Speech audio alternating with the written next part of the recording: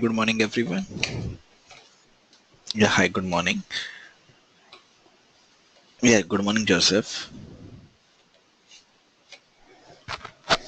So, shall we begin the session?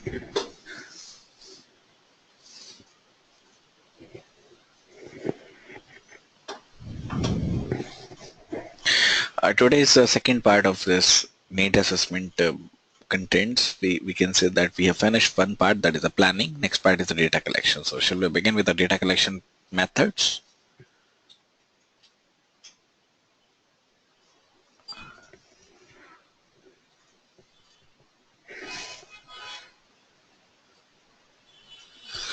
All right, wait for this.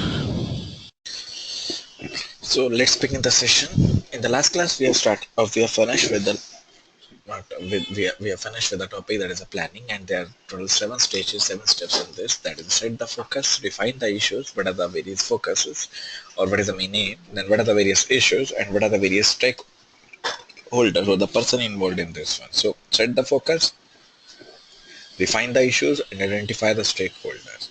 Then after this, there is a step 2, that is establishing the planning team.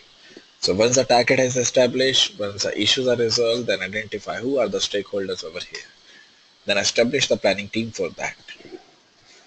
Then I draft a plan for carrying out the need assessment. What is the need assessment? How it is converted into the full assessment? How it is carrying on?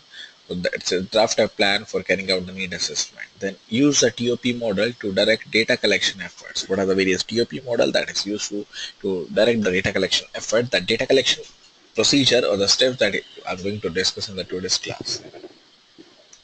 So this is only for drafting, not the full-fledged planning for this one. So this is only a drafting a plan for the TOP model to direct the data collection efforts. Then use the likelihood of the project success to opportunity assessment. What are the various opportunity assessment that is carried out with the project success? So that is the likelihood of the project success through opportunity assessment. Then define the participants in the need assessment. So who are the participants in the need assessment category, or who is going to take with the need assessment? Then design the data collection strategies. What are the various data collection strategies that is used within the we can say the need assessment? So these are the 7 steps that is available or that is accomplished with this one. So first one is step number 1, defining the goal, defining the issues, and identify the stakeholders, then establish the planning team, then draft a plan for carrying out the need assessment strategies, then use the TOP model to direct data collection efforts. What are the various data collection efforts that is going to cover up within the TOP model? Then use the likelihood of the project success through opportunity assessment. What are the various opportunity assessment criteria that is used with the project success? Then define the participant in the need assessment. What are the various participants that is available in the need assessment? Then what are the various data collection strategies? So we have discussed, we have finished with these 7 steps. Now my question is, any doubt first of all in these 7 steps? Any doubt, anyone? Okay. So my next question is, what is the difference between the verification and the validation as per these 7 steps? So first of all, tell me, is there any difference between the verification and the validation, or both are same? Yeah, there is a difference. That okay. So what's the difference between among these verification and the validation?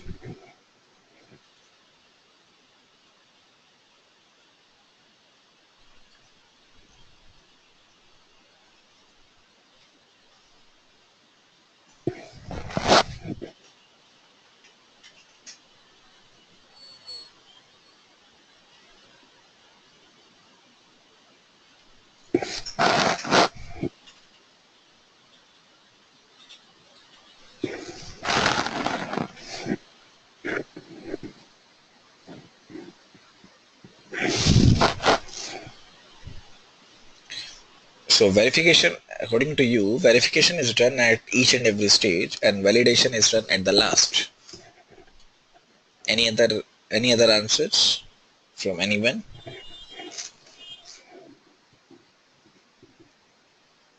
He's saying that verification is done at each and every stage of the system development. That means every phase is done, every output is done, You have to verify, you have to test the data, that is a verification. But validation means at last, when the system is developed, you have to validate whether the system developed the correct output or not.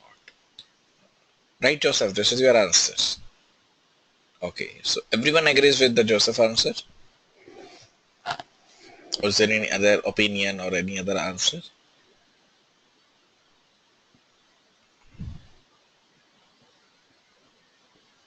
Okay, so this is very perfect answer that verification is done at each and every stage of the software development, system development.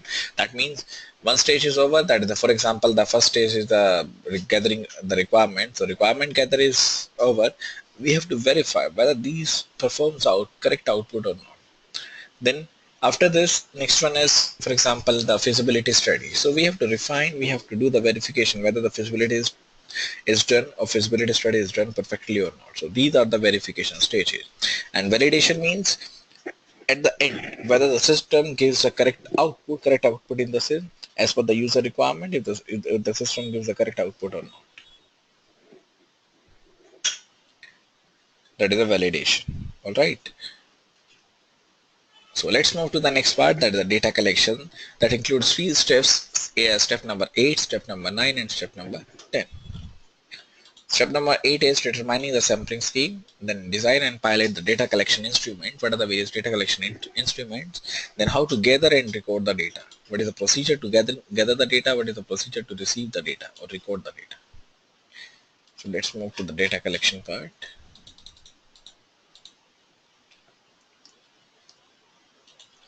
So first step, how to determine the sample scheme. So although it might be possible to collect the data from all NOAA educators within the specific region, but in the probability it will not be realistic to collect the data from every educator in the same geographic region. So it's very problem that if the person is living beyond the geographical boundaries or beyond the geographical regions, how the data will be collected. That case, we are using the census or we are using the questionnaires for preparing the report, for preparing the data. So that is also possible to collect the data without going into the physical location, without going into the same geographical regions. And how difficult is to conduct the US census every 10 years. And with the specific efforts, with a good effort, the US census is not able to survey everyone in the population.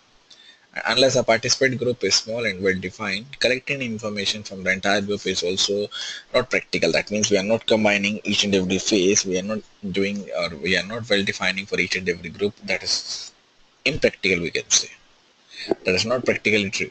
And similarly, even if the group is reasonably small, it might not be realistic to conduct a lengthy interview with each and every member. Why? Because there are only 5 persons, for example. So this is very, we can say, the time wastage if we conduct the long interview for the for the small group. Say, for example, half an hour, 20 minutes. And once a decision is made to collect the data from a portion of the subset of the population, so education coordinator risk injecting bias into the process and limiting the usefulness. What are the various limiting or what are the various usefulness of the data and how it is collected out. Then careful design of the data collection process and the use of the random sampling procedure can also reduce the likelihood of this error. What is the likelihood of this error? How it is used? What is the random selection? What is the random sampling procedure that can reduce the likelihood? And the goal is to draw a sample that accurately reflect or is representative of the population as a whole. So who is accurately defined, who is accurately reflect the data, and who is representative of the population as a whole. So this is determining the sampling scheme that includes the data collection, data gathering. That is not that specific to the geographical region. That is also beyond the geographical region with the use of the census, with the use of the questionnaires. And once a decision is made to collect the data from a portion or a subset of the population, that is either from the portion or either from the large or small group of the population, then there is an education coordinator that also using the risk, injecting the bias into the process and also limit the usefulness of the data. How to limit the usefulness of the data, and there is the careful design of the data collection process and the use of the random sampling procedure can also reduce.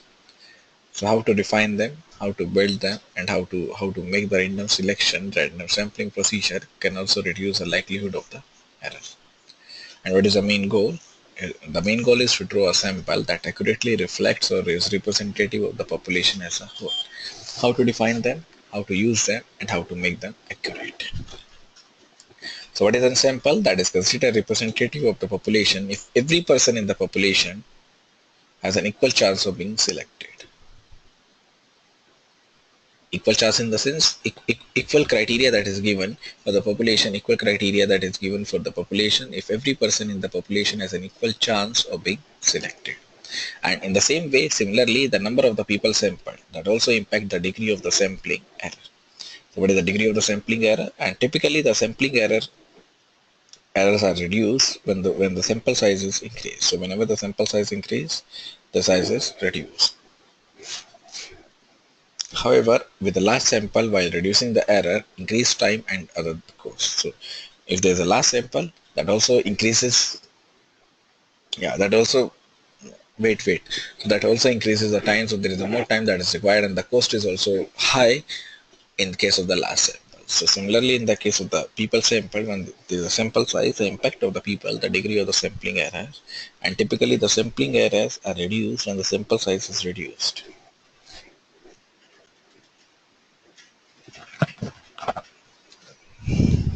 But however, in a last sample, while reducing the errors, increase time and other cost. So sample is considered as a representative of the population if every person in the population have an equal chance of being selected. They have an equal chance of being selected, so how they are gathering the requirements. So what is their benefits for gathering the.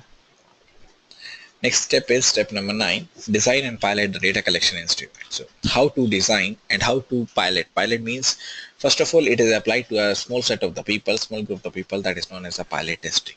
So how to design and pilot the data collection instrument and how it is beneficial to the data collection gathering requirements. So using the key question that is developed in the step number 4 and the 5, so what are the various questions that is prepared in the planning phase, then data collection instruments are designed.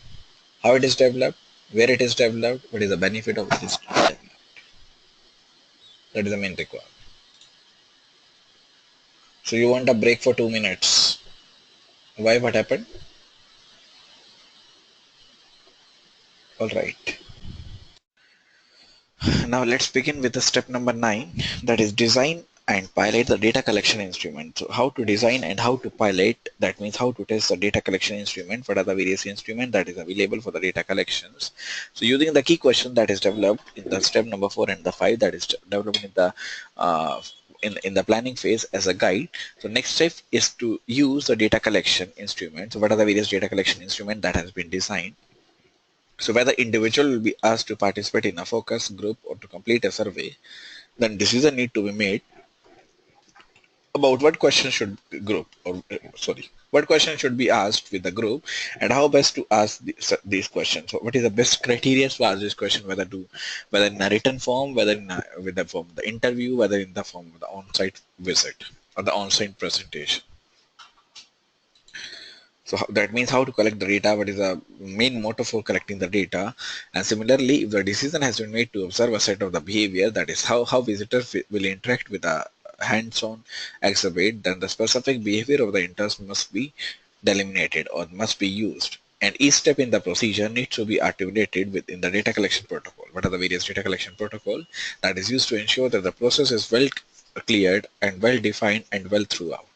That is designed with a procedure that each step is well cleared, each step has a specific outcome result that is used to ensure that the process is clear and well defined. And once the data collection instrument has been designed, so once we have designed with the data collection instrument, it should be pilot tested. So once it is defined, that the next step is to pilot test. So use the pilot step test for this one. Pilot test in the sense, do this data collection with a n number of group of the people, and they should be advised to set whether these or they are able to use these data collection and whether the data collection methods are suitable for this. That is a pilot test. And what seems to be reasonable and clear to the planning committee may make little sense in the field or to the individuals who are not familiar with the project. That is not familiar with the project, that is not have a planning committee, that makes a little sense for this. And pilot testing can highlight the instances where directions might be misleading or meaning might be misrepresented. So if we give the data collection methods with the pilot test, so that also gives what are the various direction or what are the various content that must be, that might be misleading or meaning that might be interpreted or misinterpreted, particularly in the case of the interview or the open-ended questions. Why? Because when we take the interview or the open-ended question can be asked from the users, so they are telling us what is the wrong in this one, what is the wrong in the questionnaire, what spelling mistake we are using, what are the content that is also misleading, so we can say that that is a confusing concepts. So pilot testing can help education coordinator determine if the desired level of the data will be collected given the question asked, and what, if any, follow-up of the question should be asked. So if the data collection is not required, that will be collected. So if there is any follow-up question that must be asked, that should be asked. And finally, the planning committee should determine that the instruments are valid. So once the pilot test is over, then the next rule is or the next category or the next criteria is for the planning committee that must determine that the instruments are valid and reliable. That is very must ensure, or they must, or planning committee must ensure that the instruments are measurable or measuring what they are designed to measure. That means what they are designed to measure means what they are built to measure, that the validity and that the measurement are consistent, reliable. So we can rely on the measurement technique. If the measurement technique gives us that the data collection method is not up to the mark, this is below the mark, that is, it gives a range, or we can say the rating as a 4, for example. So we have to rely on this one. So that must instrument, or that must ensure that the instruments are measuring what they are designed to measure, and that the instruments are consistent, that is reliable, and whatever the information that is used on establishing the reliability and the validity of the data collection instrument, that can be found in the data collection instrument method. So whatever the data collection instrument method that is used, so we have to follow up with that data collection instruments.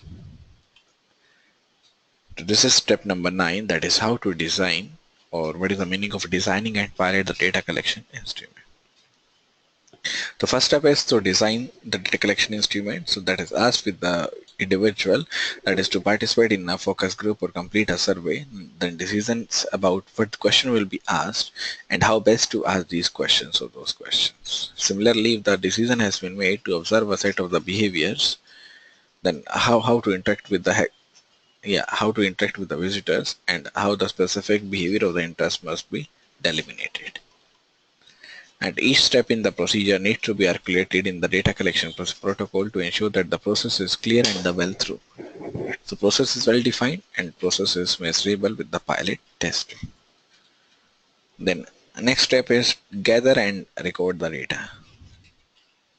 So step number 7 is over, 8 is over. Now last step is step number 10, gathering and recording the data.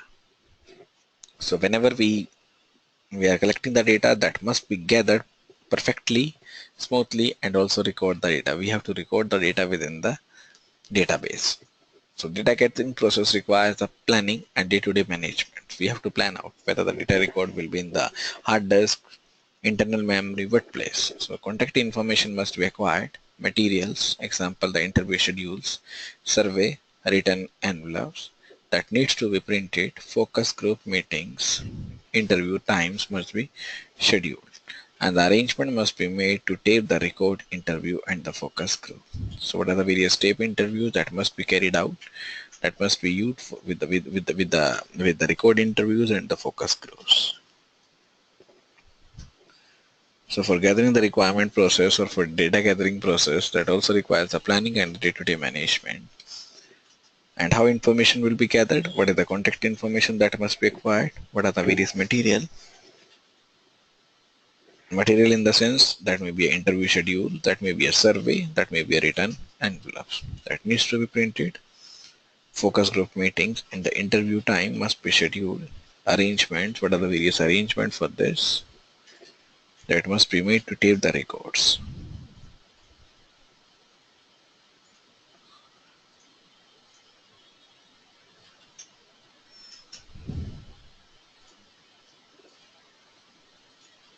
And the planning team will need to determine who will collect the data.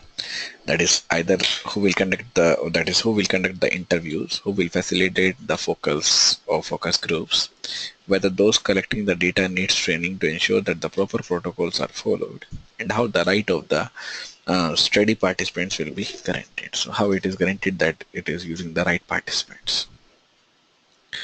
Not only do ethical issues that also arise related to the confidentiality, but also inform the consent and the oversight by a human subject. Human subject in the sense human nature, that also review the board that may be warranted. So that board may be warranted for the human subjects. So that is step number 10, gathering and recording the data. So what are the various information, what are the various substantial phases that is used to gather and record the data. And once the data are collected, the data will be need to be recorded or entered into the appropriate format for analysis.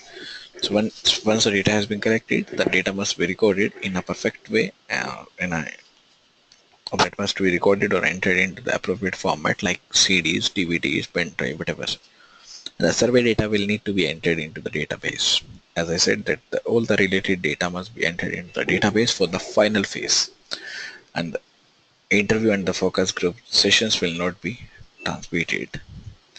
And with each step in the process, care must be taken that how the data will be handled. If there is any mistake in the data, whole database will be corrupted. So proper method, proper step will be followed, proper care will be given how the data are handled to preserve the confidentiality and also ensure that the data are recorded accurately.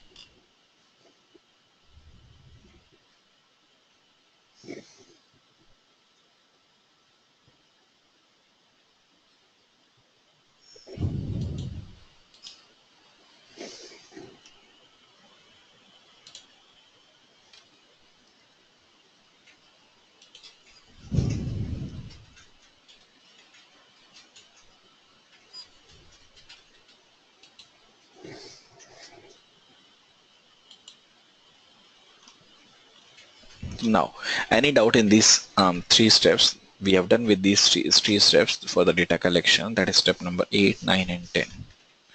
So any doubts, anyone in these three steps? First is determining the sampling scheme. Then design and pilot the data collection instrument. What are the various data collection instrument? How to design them? Then last one is gather and record the data. So any doubt, anyone in these 3 points? Yeah, gathering and recording is the same, but there is a difference how to gather.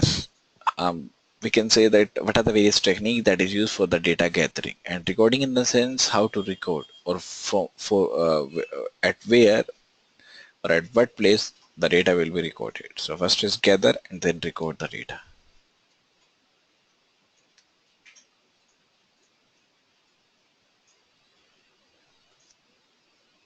So gathering in the sense, yes, what are the various tools that we use for gathering the data, for fetching the data, and how it is recorded up, how it is stored, whether it is stored in the memory, whether it is stored in the external hard disk, whatever, how to record that. This is the main difference. And every data is, we can say, generally comes from the interviews. So interview procedure must be carefully taken out so that there is no, we can say there is no chance of any error in this one.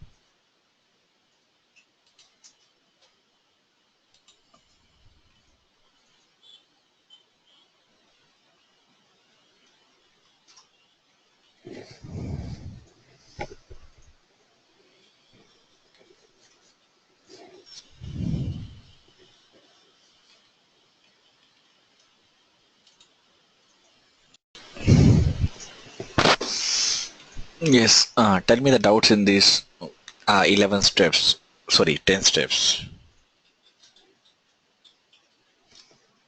First, yeah, design and pilot in the sense, first of all, design the instruments or what are the various data collection instrument that is designed and how to pilot. Pilot in the sense, pilot testing. Yeah, you have a confusion in the what is the meaning of the pilot testing. Okay. So sorry. First of all, for example, we develop the system. That is not fully developed. We have developed as per my requirements, not the user requirement. And I have to test that system, that software, whether that is working correctly or not. So my main task is to use in a live environment in the sense where it is currently using. So I have to use that environment with a small group of people, for example, 2 or 3 people. So that 2 or 3 people can test. That is known as the pilot testing. That means everything is online, everything is active. The difference is that that is not a perfect model. There are some drawbacks we can say. So that testing will be used, pilot testing will be used to find out this drawback. But there are some cases also when there is no error in this one. That means pilot testing is used to identify whether there is any mistake, any, we can say, any correction in the data, yeah, any correction in the software development process, any correction in the designing phase. So how it is rectified first of all, and once it is rectified, then we can say that the system is fully developed.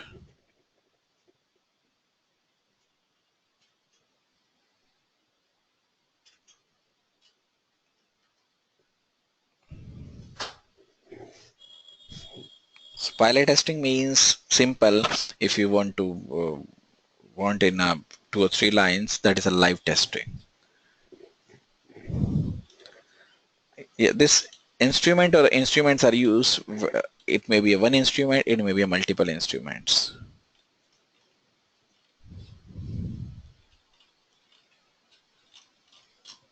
Any other doubts, anyone? Yeah, this is the definition of the sample that is given. So it is considered representative of the population if every person in the population have an equal chance of being selected. That is a sample.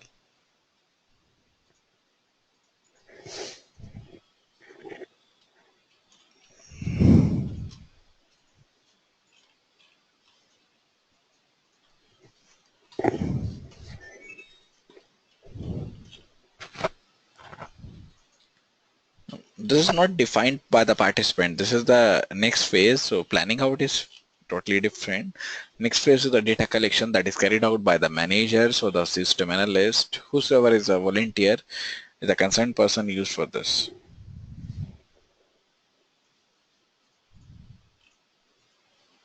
Yes, US census is the same that is used with the census if there is a not an opportunity to find out or go beyond the geographical boundary. That is not within the same boundaries. That is a census. We use a census.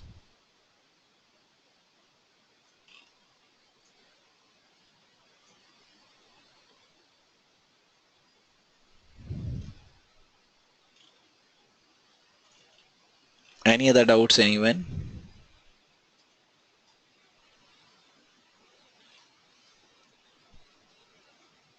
So next topic is data analysis, data reporting, and the priority settings. That is the next stage is next steps after the step number 10. So first step, or that is step number 11, is perform the data analysis. What is the data analysis? How it is done, and what are the various benefits of the data analysis? That I'm going to start with in the next class. That is in the tomorrow's class. That is step number 11, perform data analysis. So any doubts, anyone in this, any assignment doubts, anything? Because if you study, then doubts are very much clear. Oh, doubt must be very much clear. Okay, all right. So next class topic is step number 11, that covers under the data analysis, data reporting, and the priority settings. All right. Yeah, in this there are also the 3 steps. Step number 11, step number 12, that is just step number 11, that is perform the data analysis. Data analysis in the sense analyze the data, whatever the data that we have recorded. Then next step is step number 12, determine the priorities and identify the potential solutions. Priorities in the sense we have to rectify, give the priorities, and also find out the solution. Then synthesize the information and create a report. Everything is compiled, and then at last we have to create a report. 3 steps are left for this one, and these steps are, we can say, very important because this is the final phase. That is the analysis, priority, and the reporting. So that is the final stage. All right. Any other confusion, anyone?